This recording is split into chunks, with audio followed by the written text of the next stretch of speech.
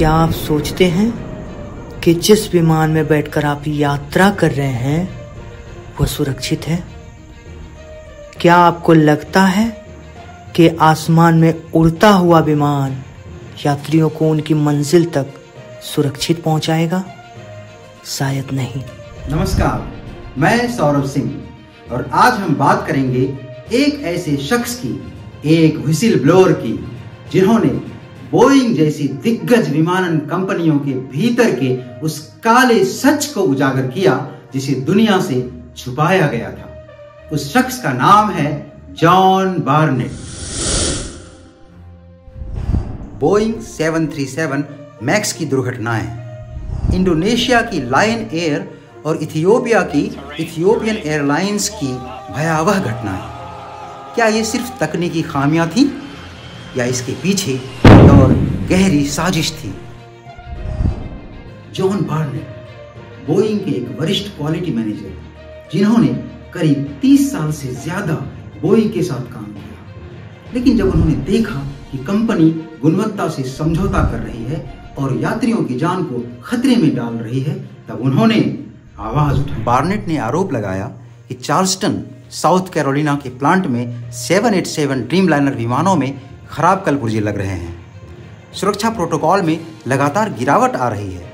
विमान में महत्वपूर्ण तारों के पास मेटल के छोटे छोटे टुकड़े छोड़ दिए गए हैं जो उड़ान के बीच में खतरनाक समस्याएं पैदा कर सकते हैं।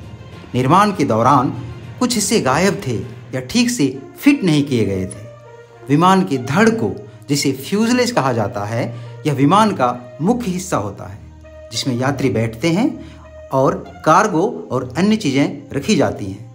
विमान का यह हिस्सा अलग अलग निर्माताओं के द्वारा उपलब्ध कराया जाता है। इसी हिस्से को जोड़ने में खामियां थीं।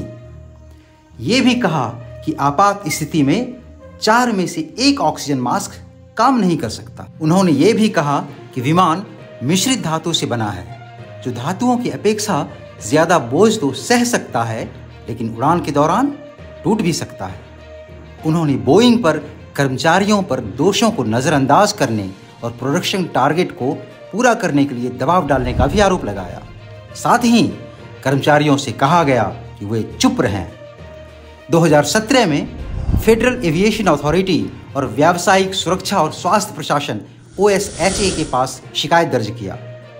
फेडरल एविएशन अथॉरिटी ने उनके द्वारा उठाए गए सवालों को सही मानते हुए बोइंग को उन्हें ठीक करने का निर्देश दिया।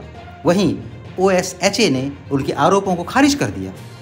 बार्नेट ने आरोप लगाया कि बोइंग ने उनके खिलाफ बदले की कार्रवाई की, प्रमोशन को रोका, टीम से अलग थलग किया और बेहद शत्रुतापूर्ण व्यवहार किया। अपने गिरते स्वास्थ्य के कारण वे 2017 में रिटायर हो गए।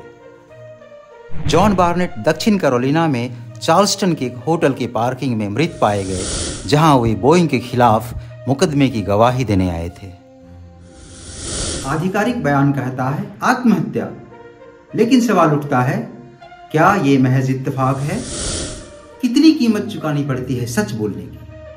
क्या बोइंग जैसी कंपनियां वास्तव में यात्रियों की सुरक्षा को प्राथमिकता देती है या उनके लिए मुनाफा कमाना ही मायने रखता है? इस चैनल पर हम लाएंगे उन कहानियों को जो छुपाई जाती है। हम बात करेंगे उन लोगों की जो अपने ज़मीर की आवाज को नहीं दबा सके। अगर आप चाहते हैं कि सच सामने आए तो कमेंट में अपनी राय जरूर दें। इस वीडियो को लाइक करें, हमारे चैनल को सब्सक्राइब करें और ज्यादा से ज्यादा शेयर करें ताकि विमान निर्माता कंपनियां यात्रियों की सुरक्षा को प्राथमिकता दें और अपनी तकनीकी खामियों में सुधार लाए। धन्यवाद।